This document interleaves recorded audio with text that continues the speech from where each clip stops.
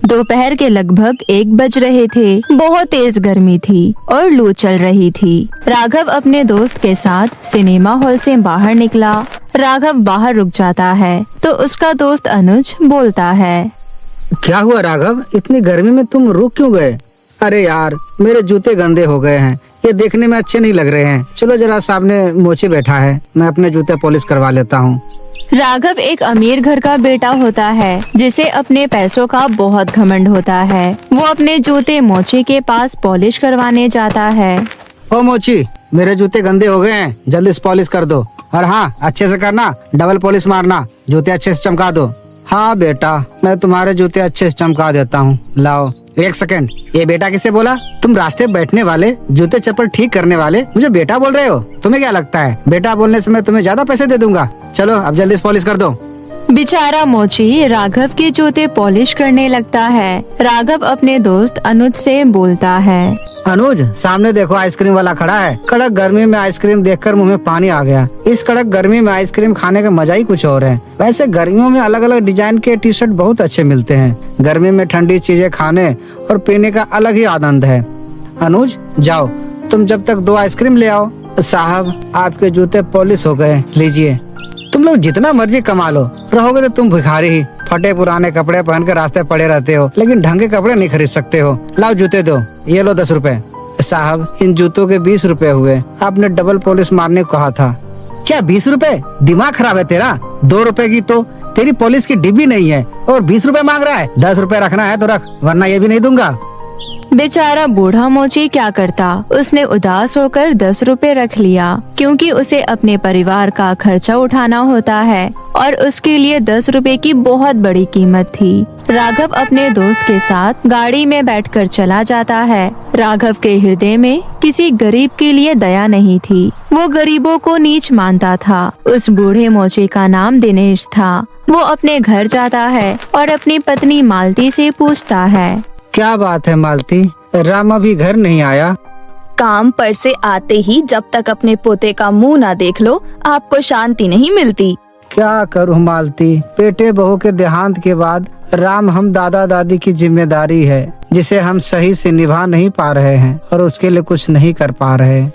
तभी वहाँ राम आ जाता है और दादा से नाराज होकर कहता है, दादा, फिर आपने ये बुरी बात सोचकर अपना मन खराब कर लिया। जाइए, मैं आपसे बात नहीं करूँगा। अरे राम, माफ कर दो मुझे, नाराज मत हो मुझसे, मैं ऐसी बात दोबारा नहीं करूँगा। चलो अब साथ में बैठकर खाना खाते हैं। दादा, अब मैंने 12वीं पास कर ली है, अब मैं भी कुछ समय बाद एक अच्छी नौकरी ढूंढकर काम करने लगूंगा, फिर हमें कोई परेशानी नहीं होगी। बेटा, तू बस अच्छे से पढ़ाई करके एक बड़ा आदमी बन जाए, हमारी तो बस यही मनोकामना है। दादा, मैंने स्कॉलरशिप का एग्जाम दिया था, उसमें मैं पास हो गया हूँ, जिसकी वजह से मेरे एक अच्छे कॉलेज में दाखिला हो गया। ये तो बहुत अच्छी बात है, मैं बहुत खुश हूँ कि तुम्हारी अच्छे कॉलेज में दाखिला हो गया। अगले दिन राम कॉलेज जाता है। उसका स्कॉलरशिप की वजह से अच्छे कॉलेज में दाखिला हो जाता है। राघव भी उसी कॉलेज में पढ़ता था। राघव और अनुज आपस में बात कर रहे थे। ये गर्मी तो बढ़ती ही जा रही है, आज तो गर्मी कुछ ज्यादा ही है। राघव, तेरा टी शर्ट तो बहुत अच्छा लग रहा है और ये गॉगल्स भी बहुत अच्छे लग रहे हैं। अच्छा क्यों न लगेंगे, ये बहुत महंगे हैं, मेरे पापा अमेरिका से लाए हैं। यहाँ के हिसाब से टी शर्ट 50,000 का है और गॉगल्स 30,000 का है। राम गलती से राघव से टकरा जाता है, जिसकी वजह से राघव की कोल्ड ड्रिंक उसके कपड़ों पर गिर जाती है। राघव राम से गुस्से में बोलता है, अंधा है क्या, दिखाई नहीं देता?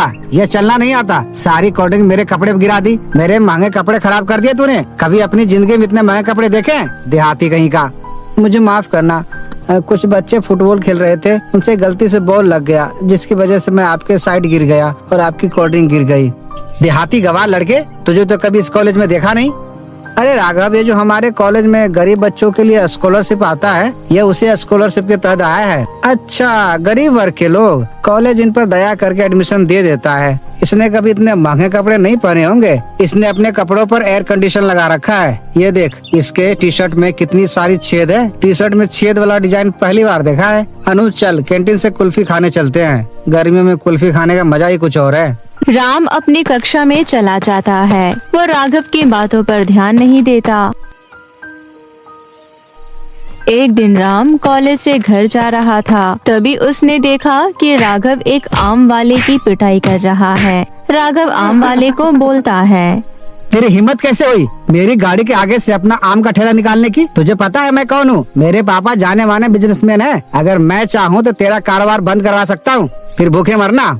आम वाला राघव से सहमी आवाज में बोलता है, साहब सड़क पर बहुत जाम है, इसलिए ऑटो वाले तेजी से निकल रहा था मेरे आगे से, तो मैं बस उसे जगह दे रहा था। मैंने जानबूझकर अपना ठेला आपके गाड़ी के आगे नहीं किया। एक तो गलती करता है, ऊपर से जवान लड़ाता है, भिखारी कहीं का। एक तो तेरे से बात हो नहीं रही, गर्मी से तप रहा है, पहले मेरे सामने खड़े होने के औकात तो बना ले। तभी वहाँ राम आ जाता है और लड़ाई को सुलझाने की कोशिश करता है। राम राघव से कहता है, राघव इस बेचारे को छोड़ दो, मैं तुमसे इसकी तरफ से माफी मांगता हूँ। बेचारा मजदूर है, इसे चोट लग जाएगी। लो एक और गरीब आ गया दूसरे गरीब का पक्ष लेने। राघव अपने दोस्त अनुज के साथ वहाँ से चला जाता है। आम वाला रोने लगता है और कहता है, मेरा सारा आम गिरा गए, किसी से उधार पर आम खरीद कर लाया था, अब कैसे भरपाई करूंगा कुछ समझ नहीं आ रहा। सारे आम खराब हो गए, आज 1 रुपए की भी कमाई नहीं हुई, अब मैं क्या करूंगा। आम वाला राम को धन्यवाद करता है। शुक्रिया भैया, आज आपने मुझे इन दानवों से बचा लिया। आज आप नहीं होते तो मुझे मार देते। इतनी गर्मी है और तुमने बस एक लुंगी लपेट रखी है। सूरज की किरणें सीधी शरीर पर लगने से तुम्हारे शरीर में जलन हो सकता है, जो बहुत नुकसानदायक है। ये लो मेरा टी शर्ट पहन लो। राम अपना टी शर्ट आम वाले को पहना देता है। वो भी गरीबी का दुख जानता था, उसे इस बात का एहसास था। वो आम वाले का मदद करना चाहता था, पर उसके पास खुद ही पैसे नहीं थे। राघव को बिल्कुल भी दुख नहीं था कि भरी गर्मी के दिनों में एक गरीब बेचारा लुंगी पहनकर अपने घर से कमाने के लिए निकला है। परिवार को पालने के लिए उसके पास आम का ठेला का सहारा था, जिससे वो कमाई करके 2 वक्त की रोटी जुटा पाता, पर उसने उसका सारा नुकसान कर दिया। राम घर पहुंचता है, तभी दिनेश आ जाता है। राम तुम्हारा टी शर्ट कहाँ गया? सुबह तो तुम टी शर्ट पहन कर गए थे। मैंने अपना टी शर्ट आम वाले को दे दिया, उसने बस लुंगी लपेट रखा था। उसके शरीर पर धूप की किरणें सीधे पड़ रही थी, जिसकी वजह से उसका शरीर पूरी तरह से जलन दे रहा था। राम बेटा, तेरे पास तो बस एक ही टी शर्ट थी। कोई बात नहीं, ये ले, तो ये टी शर्ट पहन ले। आज मैं जब काम पर गया था तो आज एक बड़े सेठ कपड़े बांट रहे थे, तो उन्होंने मुझे ये टी शर्ट दिया। अब ये टी शर्ट तुम्हारे काम आ जाएगा। दिनेश को टी शर्ट मिलना एक इत्तेफाक नहीं था। बहुत लोग होते हैं जो सदैव मदद के लिए आगे होते हैं। राम ने ठेले वाले को अपना टी शर्ट दिया और भगवान ने बदले में सेठ के रूप में पहुंचकर दिनेश को एक नया टी शर्ट दे दिया। अगले दिन राम कॉलेज पहुंचता है। अनुज अपने कुछ दोस्तों को राघव के बारे में बताता है। राघव की तबीयत खराब है, गर्मी में घूमने और पार्टी करने की वजह से तबीयत खराब हुआ है। डॉक्टर ने उसे अभी आराम करने के लिए बोला है। और राघव दिल्ली में अकेला रहता है, उसके मम्मी पापा राजस्थान में रहते हैं और अभी फाइनल एग्जाम शुरू होने वाले हैं। तभी वहाँ राम आ जाता है और उनकी सारी बातें सुन लेता है और वो अनुज से कहता है, क्या राघव दिल्ली में अकेले रहता है और उसकी तबीयत खराब है? अनुज तुम मुझे उसके घर ले जा सकते हो? अनुज राम को राघव के घर लेकर जाता है। वहाँ वो देखते हैं कि राघव की हालत बहुत खराब है। उसे बहुत उल्टियाँ हो रही है, उसकी आंखें लाल हो गई है। राघव को लू लग गई थी। अनुज और राम तुम दोनों यहाँ? राम ने कहा कि वो तुमसे मिलना चाहता है, इसलिए मैं इसे तुम्हारे घर पे ले आया। राघव तुम आराम करो, मैं तुम्हारे लिए शरबत लेकर आता हूँ और तुम्हें खाने में खिचड़ी खानी होगी, जिससे तुम्हारी तबीयत जल्दी ठीक हो जाएगी। राम राघव को खिचड़ी बनाकर देता है और उसकी बहुत सेवा करता है। हल्का खाना खाकर मेरे शरीर में बहुत राहत मिला है। तुम मेरे लिए इतना कर रहे हो और मैंने तुम्हारा कितना अपमान किया था, फिर भी तुम मेरे लिए आए हो। राम का प्रेम भरा स्वभाव देखकर राघव सच में बहुत शर्मिंदा था। जिस राम का वो अपमान कर रहा था, आज वही उसकी पूरे दिल से सेवा कर रहा था। अगले दिन तक उसकी तबीयत में बहुत सुधार आ जाता है। उसके मम्मी पापा भी उससे मिलने आते हैं। मम्मी, ये राम है, इसकी वजह से मेरी तबीयत में बहुत सुधार आया है। मुझे तो पता ही नहीं था कि लू लग जाने के बाद क्या करना चाहिए, पर इसने मुझे शरबत और खिचड़ी खिलाकर मेरी तबीयत में सुधार ला दिया। ये बहुत अच्छा है मम्मी। राम से मिलकर राघव के मम्मी पापा बहुत खुश होते हैं। कुछ दिनों बाद राघव के तबीयत में बहुत सुधार आ जाता है और वो परीक्षा की तैयारी भी कर लेता है। एक दिन राम राघव को अपने घर लेकर जाता है अपने दादा दादी से मिलवाने के लिए। राम के दादा को देखकर राघव को सिनेमा हॉल के बाहर गर्मी की वो दोपहर याद आ जाती है और राघव की आंखों में आंसू आ जाते हैं जो शायद पश्चाताप से भरे हुए होते हैं। घमंडी सूरज और नाराज चांद। बहुत समय पहले की बात है। मिर्जापुर नाम के गांव में सूरज के अस्त होने का समय हो गया था और चांद के निकलने का। तभी सूरज चांद से कहता है, अरे भाई एक बात बताओ, जब भी तुम आते हो तो कोई तुम्हें आदर सम्मान देकर प्रणाम क्यों नहीं करता? ऐसा बिल्कुल भी नहीं है भाई, कई लोग मुझे भी प्रणाम करते हैं। मैं तो जब भी आता हूँ तो पूरी दुनिया जल चढ़ाकर और सूर्य नमस्कार करके मेरा स्वागत करती है, किंतु मैंने आज तक किसी को भी तुम्हारा स्वागत करते हुए नहीं देखा। चांद और सूरज के वार्तालाप मिर्जापुर गांव के निवासी सुन रहे थे। तभी विकास कहता है, हम तो सिर्फ सूरज को ही अपना भगवान मानते हैं, चांद हमारे लिए कुछ नहीं है। नहीं, ऐसी बात नहीं है, चांद भी हमारे लिए भगवान समान ही है। चांद भी हमें रोशनी देते हैं। सूरज भगवान तो हमें रोशनी और धूप देते हैं, लेकिन चांद वो हमें क्या देते हैं? कुछ भी नहीं, सारी रात तो हम सोए रहते हैं, तो फिर उस रोशनी का हम क्या करेंगे? हमें चांद की जरूरत नहीं है। हाँ, अगर चांद नहीं भी आएगा तो हमें कोई फर्क नहीं पड़ेगा। हाँ, उसका होना ना होना एक ही बात है। तुम ये क्यों भूल रहे हो कि करवा चौथ वाले दिन इनकी पूजा करके तुम्हारे लिए रखा गया व्रत पूरा होता है। लेकिन शुरुआत तो सूरज भगवान की पूजा से ही होती है। गांव वालों की ये बातें चांद और सूरज बड़े ध्यान से सुन रहे थे। उनकी बातें सुनकर सूरज तो खुश हो गया, लेकिन चांद के मुंह पर उदासी छा गई। फिर सूरज चांद से कहने लगा, देखा, मिर्जापुर के लोग भी मुझे ही अपना भगवान मानते हैं और उनकी नजरों में तुम्हारी कोई अहमियत नहीं है। परंतु मैं भी तो रोशनी देता हूँ, और अगर मैं ना रहूं तो मेरे बिना इनकी जिंदगी भी अस्त व्यस्त हो जाएगी। ये तुम्हारी गलतफहमी है। इन लोगों को तुम्हारी बिल्कुल भी जरूरत नहीं है। अगर मेरी जरूरत किसी को नहीं है तो ठीक है, आज के बाद मैं आऊंगा ही नहीं। इसके बाद चांद वहाँ से चला जाता है और उसके जाते ही सारे गांव में अंधेरा छा जाता है। वैसे तो आसमान में कुछ सितारे होते हैं, लेकिन उनकी रोशनी ना के बराबर ही थी। अंधेरा इतना ज्यादा होता है कि किसी को भी कुछ दिखाई नहीं देता।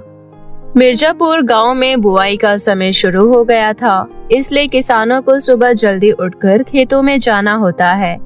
लेकिन चांद के ना होने से बाहर घनघोर अंधेरा होता है।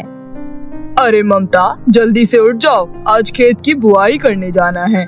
जल्दी से उठ जाओ वरना देर हो जाएगी तो बाहर धूप बहुत तेज हो जाएगी, फिर खेतों में काम करना मुश्किल हो जाएगा। हाँ, बुआई के लिए ही तो जाना है, लेकिन बाहर बहुत अंधेरा है। आप भी सो जाओ जी, और मुझे भी सोने दो। मुझे लगता है बाहर सुबह होने वाली है, अब हमें चलना चाहिए। अरे वो तो आप सही कह रहे हो जी, पर बाहर बहुत अंधेरा है, हम जाएंगे कैसे? ठीक है, फिर बाद में ही चलते हैं। इसके बाद दोनों सुबह का इंतजार करने लगे। फिर जब सुबह हुई तो दोनों खेतों के लिए निकल पड़े, लेकिन थोड़ी ही देर में सूरज सर पर आ गया और खेतों में काम करना मुश्किल हो गया। बहुत गर्मी हो रही है जी, चलो घर चलते हैं, कल सुबह जल्दी आकर काम कर लेंगे। हाँ, तुम सही कह रही हो, इस भयानक गर्मी में तो हालत खराब हो गई। अगले दिन जब वो दोबारा काम के लिए उठते हैं तो बाहर बहुत अंधेरा होता है और बाद में जब काम पर जाते हैं तब तक तेज धूप हो जाती है। इस समस्या से परेशान होकर विकास सूरज भगवान से कहता है, हे सूर्य देव, अगर आप रात को भी उपस्थित रहें तो हमें कभी भी चांद की जरूरत नहीं पड़ेगी और हम केवल आपकी ही पूजा करेंगे। उसके बाद विकास और ममता घर वापस आ जाते हैं। अरे जल्दी से खाना बना दो, मुझे बहुत तेज भूख लगी है, नींद आ रही है, सोना भी है। लेकिन अभी तो दिन हो रहा है जी, क्या अभी से खाना बना दूं? हाँ, मुझे लगता है आज रात नहीं होगी। तुम जल्दी से खाना बना दो, मुझे बहुत भूख लगी है। अच्छा ठीक है, बना देती हूँ। ममता खाना बनाकर लाती है और फिर दोनों बैठकर खाना खा लेते हैं। लेकिन तब भी रात नहीं होती और दोनों सोने के लिए चले जाते हैं। बहुत गर्मी हो रही है, बिल्कुल भी नींद नहीं आ रही। ऐसा करता हूँ, जाकर नहा लेता हूँ। इसके बाद विकास नहाने चला जाता है। नहाने के बाद भी बहुत गर्मी लग रही है। तभी बाहर शोर होता है। विकास और ममता बाहर निकलकर देखते हैं तो राजू का बेटा पप्पू बेहोश पड़ा हुआ था। राजू रो रहा था। क्या हो गया मेरे बच्चे? कोई जल्दी से पानी लाओ। फिर ममता जल्दी से पानी लाकर पप्पू के मुंह पर छिड़काव करती है। कुछ ही देर में पप्पू होश में आ जाता है। लगता है दिन रात धूप लगने की वजह से ये बेहोश हो गया है। इसके बाद सभी सोने के लिए चले जाते हैं, लेकिन गर्मी की वजह से किसी को भी नींद नहीं आ रही थी। लोगों की सारी रात ऐसे ही कट जाया करती। इतनी गर्मी में तो हम लोग मर ही जाएंगे। काश सूरज ढल जाता तो इतनी गर्मी ना होती और हम लोग चैन से सो पाते। चुप रहो तुम, थोड़ी सी गर्मी सहन नहीं कर सकती? ऐसे ही एक हफ्ता बीत जाता है, लेकिन मिर्जापुर के लोग बिल्कुल भी चैन से नहीं सो पाते और देखते ही देखते कई लोगों की तबीयत बिगड़ने लगती है। ये सब तुम्हारे कारण ही हो रहा है। ना तो तुम चांद का अपमान करते और ना तो वो यहाँ से जाते। इसके बाद विकास बाहर जाकर सूर्य देवता से प्रार्थना करता है। हे सूर्य देवता, अब से आप केवल दिन में ही रहिए। हम आपकी गर्मी सहन नहीं कर पा रहे हैं। रात को हमें चांद की ही जरूरत है। इसके बाद विकास और सभी गांव वाले चंद्रदेव को पुकारने लगते हैं। हे चंद्रदेव, हमें माफ कर दीजिए। हमें आपकी भी उतनी ही जरूरत है जितनी सूरज की। हाँ चंद्रदेव, जहाँ दिन सूरज के बिना अधूरा है, वहीं रात आपके बिना अधूरी है। अब से हम आपकी भी उसी तरह पूजा करेंगे जिस तरह सूर्य देव की करते हैं। ठीक है, मैं रात में तुम लोगों को रोशनी देने के लिए फिर से उपस्थित रहूंगा। इसके बाद सूर्य देव भी वहाँ आ जाते हैं। मुझे माफ कर दो मेरे भाई। अब मुझे समझ आ गया है कि जितनी जरूरत इस दुनिया को मेरी है, उतनी ही तुम्हारी भी है। उसके बाद सूरज ढल गया और अंधेरा होने लगा। तब चांद ने अपनी रोशनी चारों ओर बिखेर दी। इसके बाद सभी गांव वालों ने सर झुकाकर चांद का स्वागत किया। सभी गांव वाले पूरे एक हफ्ते बाद चैन की नींद सोए। हेलो दोस्तों, आज जो मैं आपको कहानी सुनाने जा रही हूँ वो कहानी है सोने चांदी की चूड़ियों की नदी की। तो चलिए दोस्तों, देखते हैं आज की ये कहानी। बहुत समय पहले कनिका और राधा नाम की दो बहनें अपनी सौतेली माँ सावित्री के साथ रहती थीं। सावित्री की अपनी भी एक बेटी थी जिसका नाम खुशी था। खुशी और सावित्री राधा और कनिका के साथ बहुत बुरा व्यवहार करती थीं और उनसे घर का सारा काम करवाती थीं। अरे ओ राधा की बच्ची, कहाँ मर गई? जी माँ, बोलिए क्या हुआ? सुन, मेरी बेटी का आइसक्रीम खाने का मन है। ये ले पैसे और आइसक्रीम लेकर आ। और हाँ, चॉकलेट फ्लेवर ही लाना। माँ, आइसक्रीम खाने का मन तो मेरा भी है। आप थोड़े से पैसे और दे दो ना।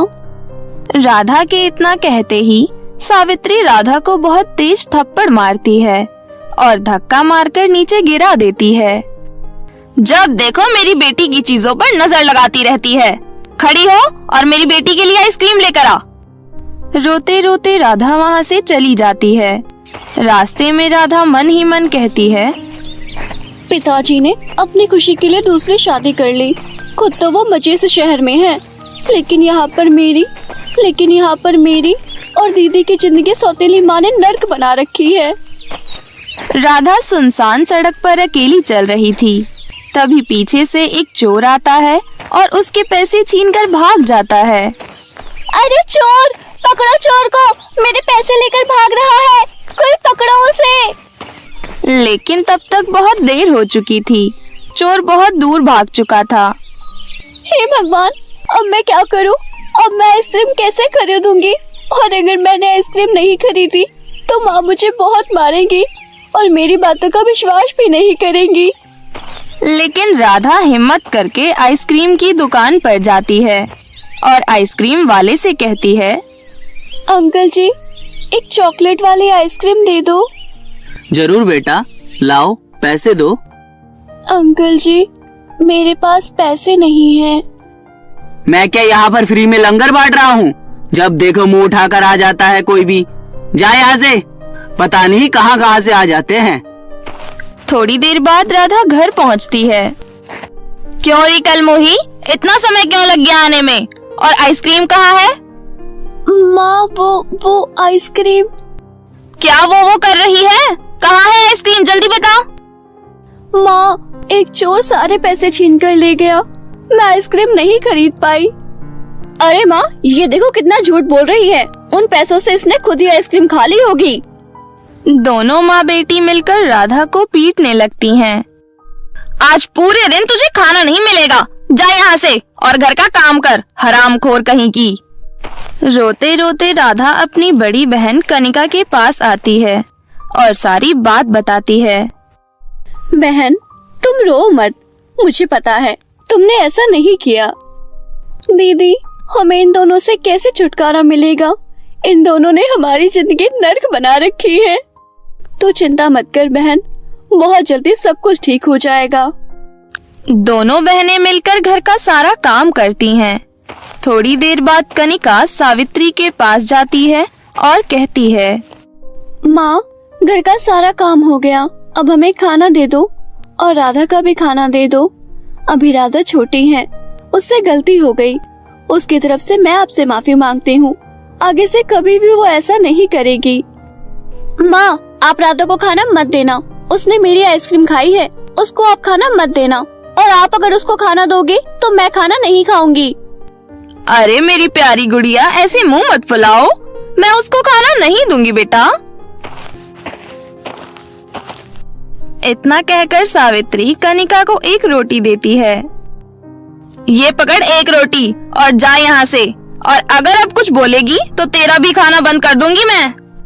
कनिका एक रोटी लेकर राधा के पास आती है और कहती है, राधा, खाना खा ले। मैंने तो खा लिया। एक रोटी मैंने तुम्हारे लिए बचा दी है, ये तुम खा लो।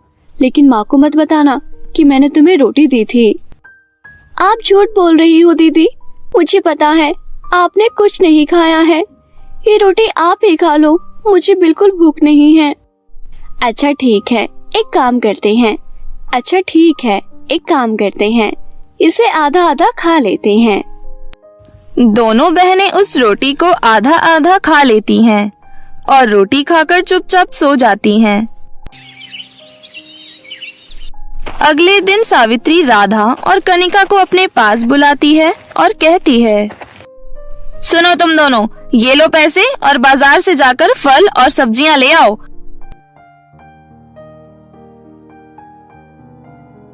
और हाँ, आज तुम दोनों बाजार बिना चप्पल के जाओगी, यही तुम्हारी सजा है। लेकिन माँ, बाहर तो इतनी तेज धूप है, हम नंगे पैर कैसे चलेंगे?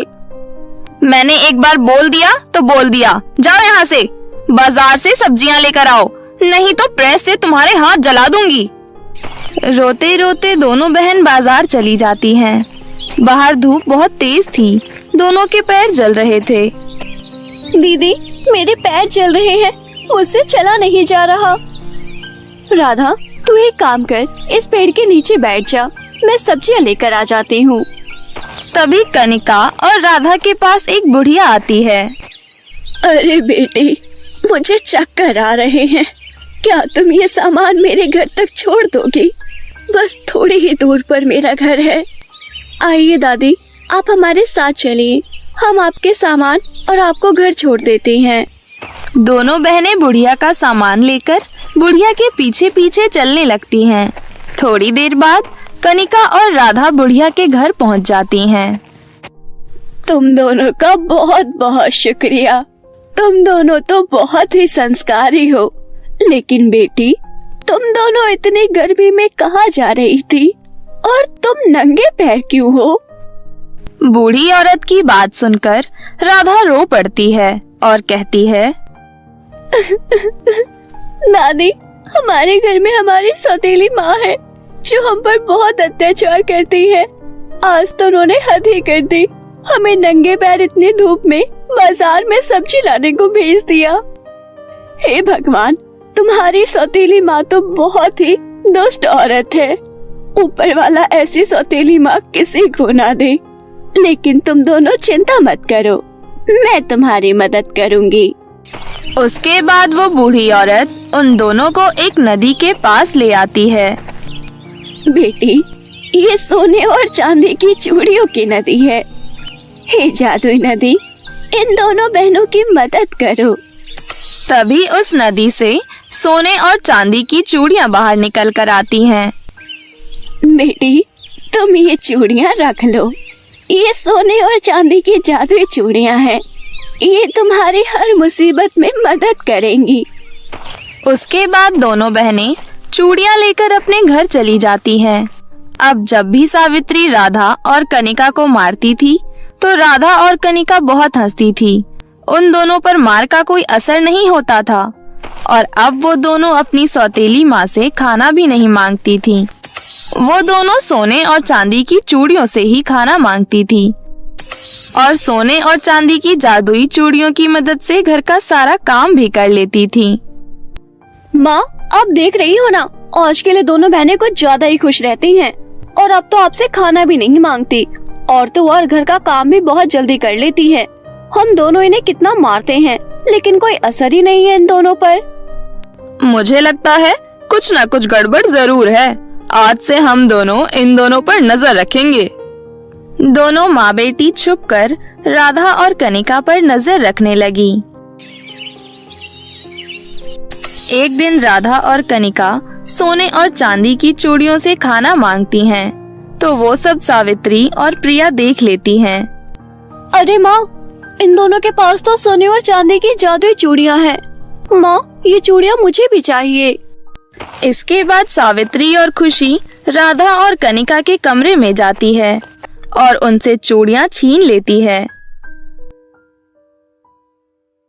इसके बाद खुशी और सावित्री अपने हाथों में चूड़ियां पहन लेती हैं, लेकिन चूड़ियां पहनते ही उन दोनों को बहुत तेज करंट लगता है।